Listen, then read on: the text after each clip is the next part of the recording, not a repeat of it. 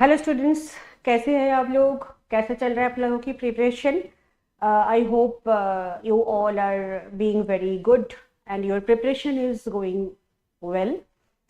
सो हमारा जो सीयूईटी की जो प्रोग्राम ये जो है ये चल रहा है, इनसे इसमें इंग्लिश के ऊपर जो हमने फोकस किया है। पहले हमने बेसिक जो है वो ग्रामर जो है वो सीख रहे हैं। And you know that CUET exams का जो बेसिक पैटर्न होता है वो होता है क्या? Grammar, vocabularies and reading comprehension. तो हमने स्टेप बाय स्टेप सारी की सारी चीज करेंगे।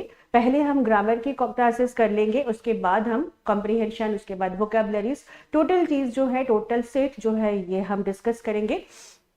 And one of the most important thing, आज के दिन में अगर कोई भी अच्छे कॉलेज में अगर मुझे एडमिशन लेना है या किसी को एडमिशन लेना है तो सीयूईटी एग्जाम्स क्लियर करना बहुत ज़रूरी है। और ये ऑब्वियस +2 की एग्जाम्स के साथ साथ ही इसका प्रिपरेशन जो है वो लेना चाहिए। अदरवाइज एग्जाम्स के साथ साथ अगर आप लोग प्रिपरेशन नहीं लोगे तो इसमें प्रॉब्लम जो चीज़ आ जाता है दैट इज़ क्या, जो उसी time CUET one of the important competitive exams, so यहीं पे कंपटीशन तो डेफिनेटली रहेगा और टाइम स्पैन भी फिक्स्ड रहेगा। तो इसी टाइम स्पैन में विद इन फिक्स्ड टाइम ये करना बहुत मुश्किल होता है अगर हमारे पास कोई प्रायर कैपेबिलिटीज ना रहे, अगर प्रायर प्रिपरेशन ना रहे। तो that's why it is my wise advice everybody, जो अभी से आप लोग स्टार्ट करो, जो +1 में है, जो स्टूडेंट्स +1 से +2 पे जाओगे, अभी से ही आप लोग धीरे धीरे इन चीज़ों की प्रिपरेशन ले सकते हो। क्योंकि सीयूईटी की एग्जाम्स और आप लोगों का जो basic English, I mean to say जो स्कूल की जो करिकुलम है, that is there is hell and heaven differentiation. वहीं पे स्कूल की करिकुलम में एक लिटरेचर की एक पोर्शन होता है, लेकिन यहीं पे लिटरेचर की कोई भी पोर्शन नहीं होगा। टोटली लैंग्वेज बेस्ड यहीं पे पूछा जाता है all question, and they will notice that how command in your English language. तो कमांड लाने के लिए मोस्ट इंपॉर्टेंट थिंग जो है, बेसिक के साथ साथ एडवांस इंग्लिश में चलना है, और साथ साथ जो most important thing that is a practice. अगर हमारे पास प्रैक्टिस ना रहे, we can't remember anything else and we can't do anything else, because guess work करके टाइम वेस्ट बहुत ज़्यादा होते हैं, और गेस वर्क में जो every time it will be the right option, not that. ठीक है, सो दैट्स वाई मैंने जो +1 से +2 पे आए हो उनके लिए भी मैं बोलूँगी, और जो अभी +2 पे है उनके लिए तो टाइम बहुत ही कम है, क्योंकि after +2 examination your preparation will be start, and the crash course में बहुत ही कम 1-1.5 महीने के बीच बीच में हमें प्रिपरेशन जो है वो लेना पड़ता है। तो चलो without any further ado let's start our session. Last class हमने लास्ट जो वीडियो मैंने बनाई थी उसमें हमने नाउन्स की कुछ क्राइटेरिया डिस्कस करे थे, जहाँ पे हम पढ़े थे जो what is the kinds of noun, how many types of noun, what are the countable nouns, what are the uncountable nouns, what are the basic criteria of countable nouns, what are the basic criteria of uncountable noun, what are the singular noun, what are the plural noun, because noun is the first parts of speech, and noun has a major we can say that is a major role in a making framing sentence. Not only that, if you don't know what is a noun, if you don't know, if I am not identifying the noun in my sentence, I can't recognize whether my sentence is correct or wrong. So हमने noun पढ़ना शुरू किया। अच्छा, one more thing, I just want to suggest that इस CUET के exams को clear करने के लिए हमें ग्रामर की क्रैमिंग नहीं करना, हमें ग्रामर की रूल रटना नहीं, हमें ग्रामर की इम्प्लीमेंटेशन करना है, because it is functional English. आपको प्रैक्टिकल मैनर पे इंग्लिश को यूज कितना अच्छी तरीके से करना आता है और कितने करेक्ट मैनर पे आप करते हो, यही चीज इसमें पूछा जाता है, इसके ऊपर ही क्वेश्चंस होते हैं।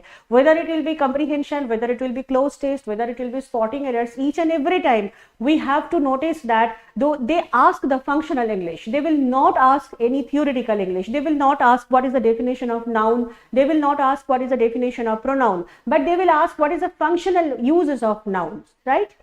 तो आज हम जो डिस्कस करेंगे, this is another important thing, that is noun and cases.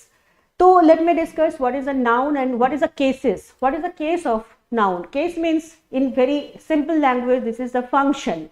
Noun का डिफरेंट फंक्शन होते हैं। What is that functions? In functions को एक्चुअली केस कहा जाता है। नाउन कभी हमारी सेंटेंस का सब्जेक्ट होते हैं, तो नाउन कभी हमारी सेंटेंस का ऑब्जेक्ट भी होता है। सब्जेक्ट मतलब होता है कि डूअर ऑफ एक्शन, और ऑब्जेक्ट मतलब होता है कि receiver of action. Suppose I am telling you that Ram loves Sita, Here Ram is a noun, Sita is also noun. Ram is a subject and Sita is an object. Simultaneously इसको हम vice versa अगर कर लेते हैं तो Sita Ram's love ऐसा भी हम लिख सकते हैं. तो then object will be the subject and subject will be the object. तो इसमें हमारी कोई चेंजेस नहीं होता है. राम को अगर मैंने सब्जेक्ट की तरह यूज करूं तभी भी ये सब्जेक्ट ही रहेगा, और सीता को अगर हमने सब्जेक्ट की तरह यूज करे तभी भी वो ऑब्जेक्ट ही रहेगा, सब्जेक्ट ही रहेगा. So therefore, there are three cases of noun. Number one, nominative case. Number two, objective case. And number three, this is the possessive case, जो आज हम डिस्कस करेंगे.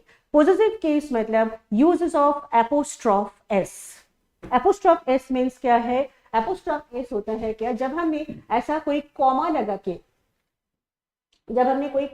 के, s को यूज करते हैं, these are called apostrophe s. One second. Comma लगा के जब हमने कोई एस को यूज करते हैं ऐसे, this is called apostrophe S. ठीक है, तो ये एपोस्ट्रोफ एस का यूज कहां पे होता है, कौन सी जगह पे हमने एपोस्ट्रोफ एस का यूज करेंगे, this will be the matter of concern. And please this class is very important, B very careful about that and be very attentive. अगर जरूरत पड़े तो आप लोग पॉज करके इसकी नोट्स आप लोग बना लो, नोट्स बना के आप पढ़ो, क्योंकि ये जो चीज़ है ये आपकी +2 की जो राइटिंग स्किल है उसमें भी आप एप्लीकेबल कर सकते हो. Because of this is a basic grammar, so हम राइटिंग स्किल में भी अगर ग्रामेटिकली करेक्ट करें तो हमें +2 के इंग्लिश में मार्क्स में भी बहुत फायदा तो होगा ही होगा. It will be very much benefited. चलो let's start. You can form the possessive case. Possessive case का meaning already I have told you. Possessive मतलब होता है क्या, belongs to. What do you mean by belongs to? Suppose I am telling you that this is my pen, right? This is my pen. मतलब ये मैंने बताना चाहती हूँ जो ये मेरी पेन है, लेकिन my इसमें possessive adjective. Possessiveness मतलब होता है जब हमने कोई ओनरशिप या कोई अथॉरिटी समझाएंगे, पर्टिकुलर किसी एक चीजों के ऊपर मेरी ओनरशिप है या मेरी कोई अथॉरिटी है, तो then it is called possessiveness. Suppose I am telling you that this is my water bottle. Right, तो my water bottle, that's mean इसका ओनर कौन है, मैं हूं. लेकिन नाउन में भी तो ऐसा पोजेसिवनेस हो सकता है. सपोज मैं ऐसा बोलना चाहती हूँ जो ये जो पेन है ये राम का पेन है. क्लियर, ये राम का पेन है, तो तब हमें बोलना है क्या, इट इज राम्स पेन. तो राम्स बोलने के लिए we have to use an apostrophe, RAM ऊपर comma then S. This is called apostrophe S. तो हम सीखेंगे इस सेंटेंस में, इस क्लास में हम सीखेंगे जो कहाँ पे हम एपोस्ट्रोफ एस का यूज करेंगे और कहाँ पे हम एपोस्ट्रोफ एस यूज नहीं करेंगे. क्यों? बिकॉज जब हम पोजेसिवनेस बताते हैं इस जगह पे दो चीज यूज होता है. आइदर मैं बोल सकती हूँ it is a pain of Ram, या मैं बोल सकती हूँ इट इज राम्स पेन, क्योंकि दोनों नाउन के बीच में एक रिलेशन बनाते हैं. जो रिलेशन बनने के लिए हेल्प करते हैं, this is called possessive case. Let's check this point. You can form the possessive case of a singular noun that does not end with s by adding apostrophe and s. What do you mean by apostrophe? Apostrophe is comma. This comma is called apostrophe. और इसके साथ हम जब s लगाते हैं, that is called apostrophe s. We should use apostrophe in the following situations only, like that living thing. ध्यान रखो, जो भी living thing होती है, इसके साथ हम apostrophe s को use करते हैं. Suppose I am telling you that it is a boys' school. Boys. Boy क्या है, लिविंग, तो that's why we can write boys school. We will not use school of boys. लेकिन if I am telling you that is a school of economics, then it will be the right statement, because economics definitely is not a living thing. तो any living thing we will use apostrophe s. Let's go for the example. The example is over here, that is Mohan's book, a cow's horn, a women's purse. देखो ये सारे जो है they are the living. तो living के साथ हमें apostrophe S का यूज करना होता है. Second thing, personified. अगर मैंने कोई भी चीजों को ना पर्सोनिफाई कर रही हूं, जैसे कि देखो वीक्स हॉलीडे, एक हफ्ते की हॉलीडे. ऑल्दो हम एक चीज को ध्यान रखेंगे, जो कोई भी time expressing word, week, month, year, day, this all are the time expressing word. कोई भी टाइम एक्सप्रेसिंग वर्ड के साथ भी हम एपोस्ट्रोफ एस को यूज कर सकते हैं. Therefore weeks holiday. देखो आर्थ surface, earth surface means earth यहीं पे पर्सोनिफाई हो गया है, मदर अर्थ, मदर अर्थ मतलब धरती माता जो है। अगर तुमने कोई भी नॉन लिविंग थिंग को हम पर्सोनिफाई कर देते हैं तो तभी भी हम एपोस्ट्रोफ एस का यूज कर सकते हैं। स्पेस, टाइम और वेट, जैसे कि days leave, pounds weight, a ton's weight. If I am telling you that a ton's weight, तो तभी भी हमें क्या यूज करना होगा, एपोस्ट्रोफ एस को यूज करना होगा। कुछ डिग्निफाइड ऑब्जेक्ट होते हैं जैसे कि द कोर्ट्स ऑर्डर। देखो court, court is a very dignified object, that's why we have to use apostrophe S. At duty's call, a razor's edge, कोई भी शार्प एज जो है, कोई भी शार्प एज, कोई भी डिग्निफाइड ऑब्जेक्ट जैसे कि अर्थ सर्फेस, सन्स रे, गवर्नमेंट ऑफ इंडियाज ऑर्डर। जब भी कोई डिग्निफाइड ऑब्जेक्ट होगा, डिग्निफाइड ऑब्जेक्ट हम इस तरीके से ध्यान रख सकते हैं, पॉलिटिकल साइंस के साथ रिलेटेड, कॉन्स्टिट्यूशन के साथ रिलेटेड अगर कोई भी वर्ड्स है तो these are the very dignified word, and these dignified words are always used with apostrophe S. ठीक है। अपार्ट फ्रॉम दैट, कोई फैमिलियर फ्रेज अगर है, दो very common phrases, at his wit's एज, at the stone's throw, these are the idiom, these are the phrases। इन phrases के साथ भी हम एपोस्ट्रोफ एस को यूज कर सकते हैं। बट स्टूडेंट्स, बेसिक पॉइंट आप लोगों को ध्यान जो चीज को रखना है, जो कोई भी लिविंग थिंग जो होती है इसके साथ हम एपोस्ट्रोफ एस का यूज हमेशा करेंगे। देखो सपोज सेंटेंस हमारे पास एक ऐसा आया है, 1 second, if I am writing that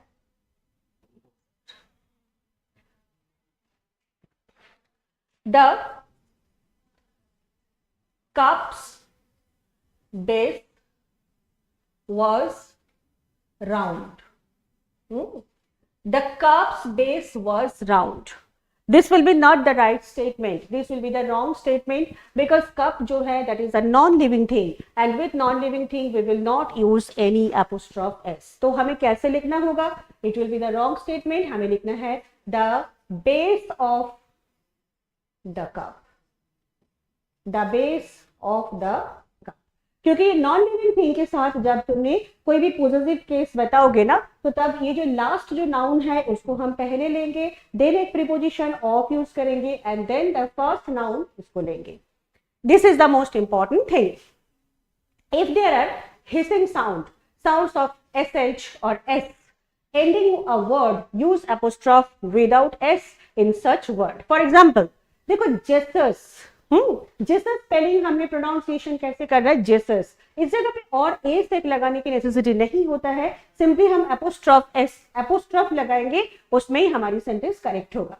for conscience, देखो कॉन्शियंस, मैंने क्या बोला, जो साउंड अगर हिसिंग साउंड है, एस एच और एस ऐसा कोई साउंड होगा तो इसके साथ हम एस का यूज नहीं करेंगे। The roses fragrance, roses S apostrophe, only apostrophe के साथ ही हम यूज करेंगे बिकॉज ऑफ ये पे क्या है, साउंड जो है, साउंड इसमें हिसिंग साउंड है। हिसिंग साउंड मतलब स या श, बस, ठीक है, बस, फिश, इसी जगह पे और अलग सा एस लगाने की नेसेसिटी नहीं होगा, नॉर्मली हम एपोस्ट्रोफ लगा के ही इसको कंप्लीट करेंगे।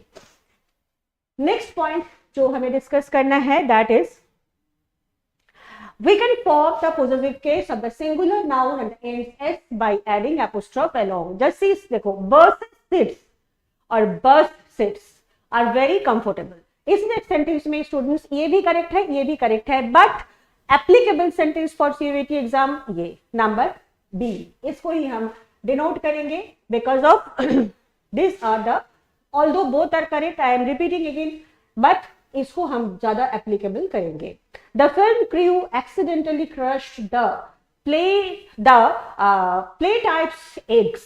देखो इसके साथ या इसके साथ, both are correct, but again I am telling you that acceptable sentence, most acceptable sentence is D. You can form the possessive case of the plural noun that does not end with s by adding an apostrophe and s, as in the following example. Just see, children, children is a plural number, तो children का है, बच्चों का book है। How can you right, पहले हम children लिखेंगे, इसके साथ एपोस्ट्रोफ लगाएंगे, देन एस लगाएंगे। अगर हमने ऐसे कर दिया स्टूडेंट्स, चिल्ड्रेन्स, तो ध्यान रखो ये ग्रामेटिकली रॉन्ग होगा। क्यों? बिकॉज ऑफ चाइल्ड का प्लूरल नंबर ही होता है चिल्ड्रेन, तो इसमें प्लूरल नंबर के साथ तो एस लगाने का कोई मतलब बनता नहीं है।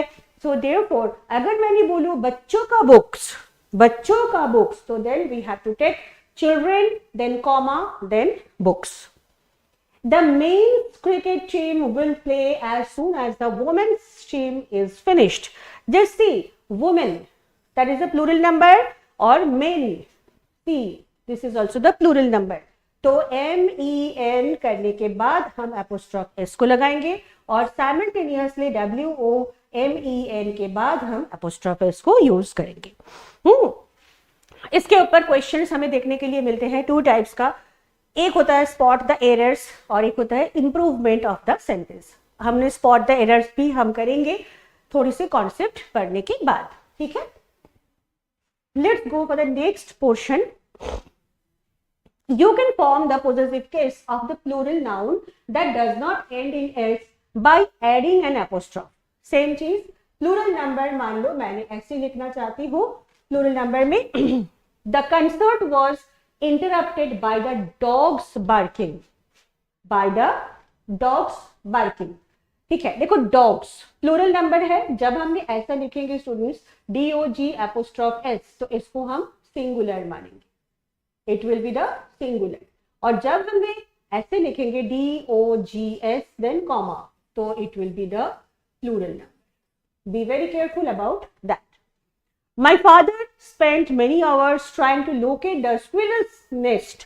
Squirrels, जैसे SQUIRRELS के बाद comma, squirrel's nest. Do not use apostrophe with the possessive pronoun like his, hers, yours, mine, ours, its, theirs. This is a very very important question. जो its और its इन दोनों में क्या डिफरेंशिएशन है, तो हमें एक चीज को ध्यान रखना है, दैट इज क्या है, इट्स। ये जो IT एपोस्ट्रोफ एस मतलब होता है इट इज, और ये जो है this is the possessive pronoun. तो हमने पोजेसिव प्रोनाउन के साथ ना his, hers, yours, mine, ours, इसके साथ हम कोई भी एपोस्ट्रोफ एस का यूज नहीं करेंगे। Next point number 6, use apostrophe with the last word in the following titles.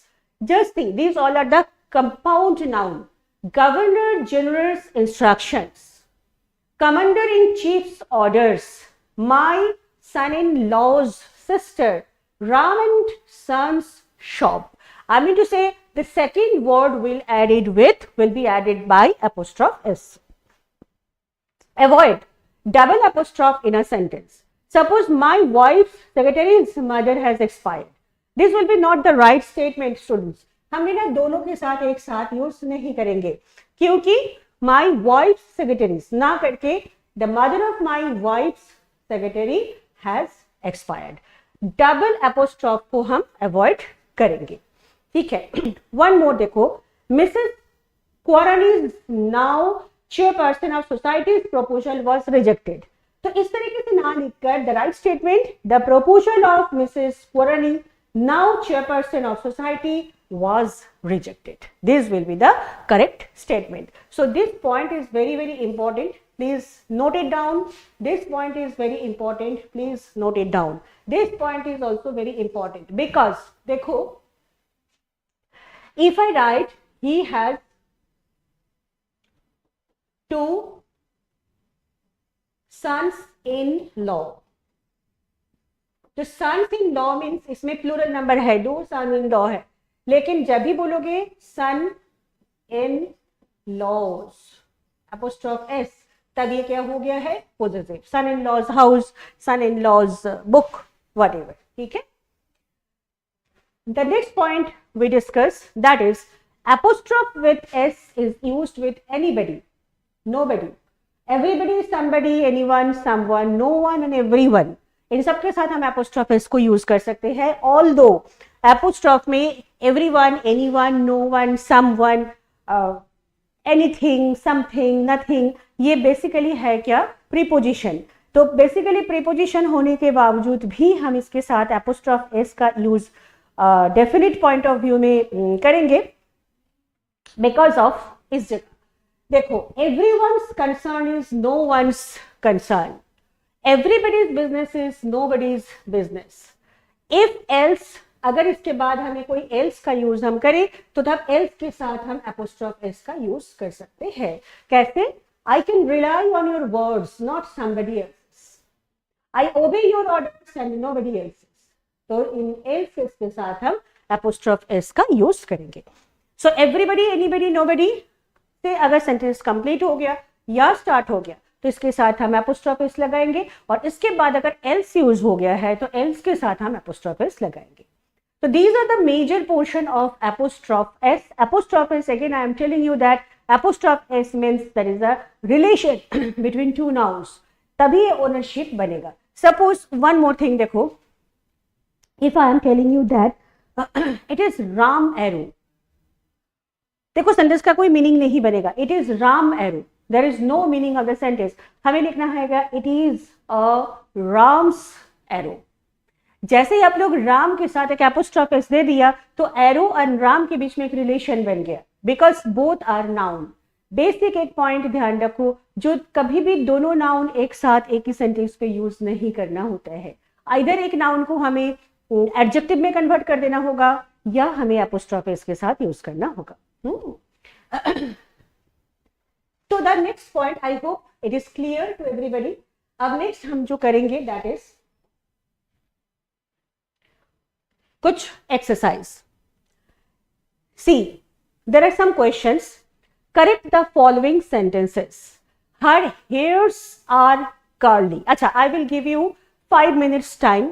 Try to solve this question. Then we will discuss all the questions. I will give you 5 minutes and 5 minutes of time. I hope screen is visible to you. Let's try. Then I will discuss.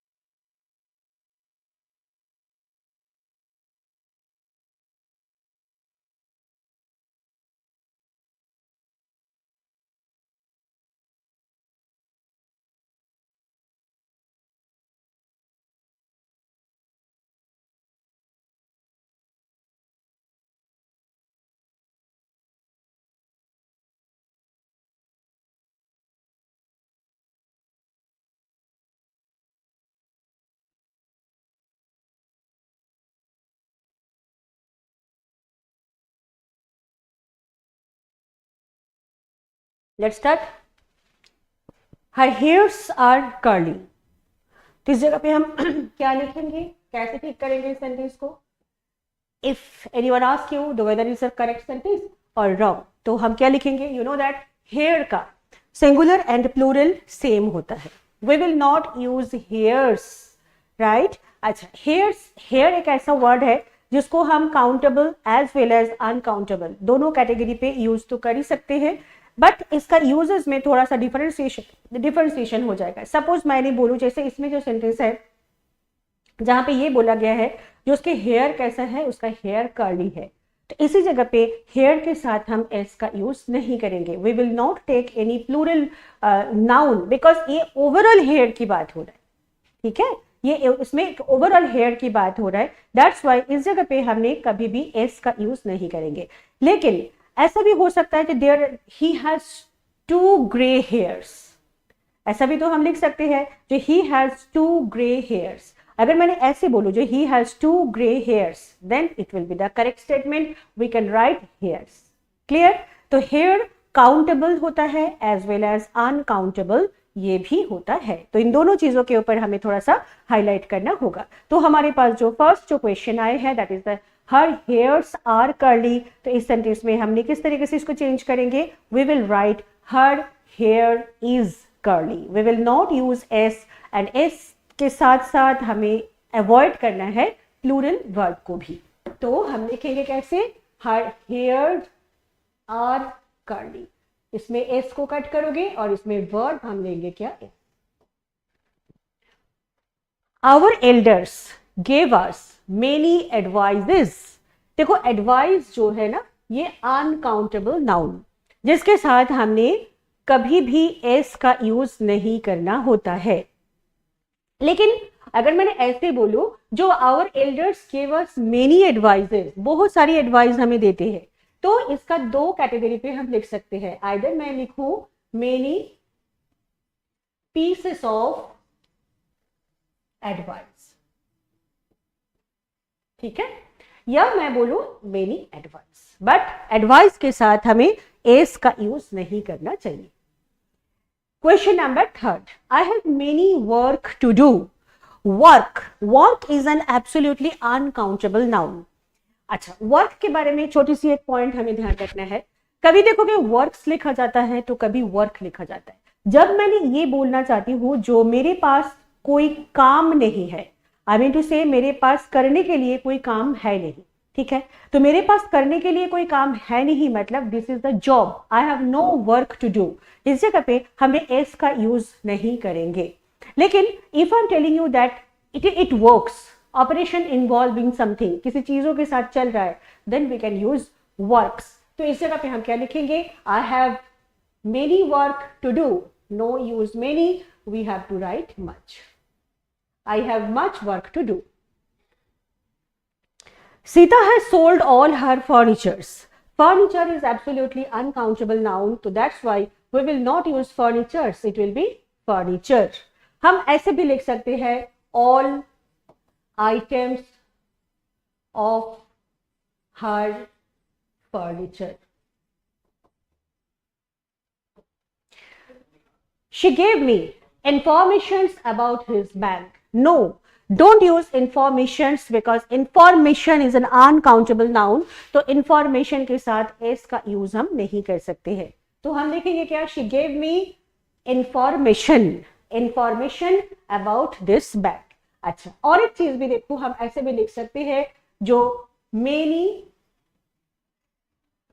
pieces of information, many pieces of information. This is also the right option. या हमें लिखना है he gave me information, a piece of information, ऐसा भी हम लिख सकते हैं। The sceneries of Himachal Pradesh are very charming. The sceneries, absolutely wrong statement. Himachal के सिनरी जो है वो बहुत ही ब्यूटीफुल है, therefore we have to write the scenery. The scenery of Himachal Pradesh are ना करके is very charming. It will be scenery or it will be is. The people are hard working. People खुद ही plural number है. People is a plural number. Therefore, we will not use peoples. We will use the people are hard working. The cattle are grazing in the field. Cattles. No, it will be cattle because cattle is a plural number. We will not use another s with this word. So therefore, we will write the cattle are grazing in the field. I want paper. Definitely wrong statement because of एक paper नहीं होता है. We have to write I want a piece of paper. I want a piece of paper. तो a paper ना करके हमें करना है a piece of paper.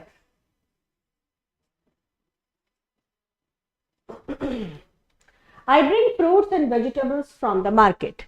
देखो इस सेंटेंस में दो चीज को हमें ध्यान रखना है, fruit and fruits. What is the difference? अगर बहुत different type of fruit है, then it will be fruits. अगर एक ही type of fruit बहुत सारी है, then it will be fruit. तो usually market में जब हम जाते हैं तो different type of fruit लेकर आते हैं, different type of vegetables लेकर आते हैं, तो इसी जगह पे हमें fruits को भी लिखना होगा और vegetables को भी लिखना होगा. So that's why this is the right sentence. You must continue your study. No, you must continue your studies. These news are false. News, these are always singular number, my dear student. तो therefore हमें लिखना है क्या, this, this, this, आगे करोगे क्या, news is false. They go to Agra during summer vacation. They go to Agra during summer vacation. Don't use vacations. Her spectacle is very nice. Absolutely wrong statement. Spectacle, sunglass, goggles, socks, shoes, These all are the plural number, right? Because ये सारी चीज हम double use करते हैं. Spectacles, sunglasses, eyeglasses, ठीक है, goggles, ये सारी प्लूरल नंबर पे यूज होते हैं. तो जब ये प्लूरल नंबर पे यूज होगा तो ये प्लूरल फॉर्मेट पे यूज होगा, और ये प्लूरल फॉर्मेट पे यूज जब ही होगा तो वर्ब जो है ये इसका प्लूरल पे जाएगा. That's why her spectacles are very nice. इसमें हमें स्पेक्टाकल्स करना है एंड आर वेरी नाइस.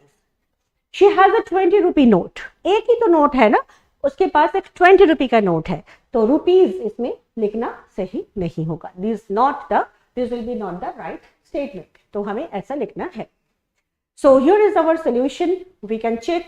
अच्छा, क्वेश्चन नंबर 10 का, I bring fruit and vegetables from market. देखो इसमें एक में हमने एस लगाए हैं, एक में हमने फ्रूट लगाए. Because of what is the meaning of that? Because मैंने बहुत सारी वेजिटेबल्स लाया है और एक ही टाइप ऑफ फ्रूट लाए हैं. तो you can write that manner. Different type of fruits अगर बोलोगे तो ये हो जाएगा प्लूरल नंबर, और अगर डिफरेंट टाइप ऑफ वेजिटेबल्स बोलोगे तो ये हो जाएगा प्लूरल नंबर.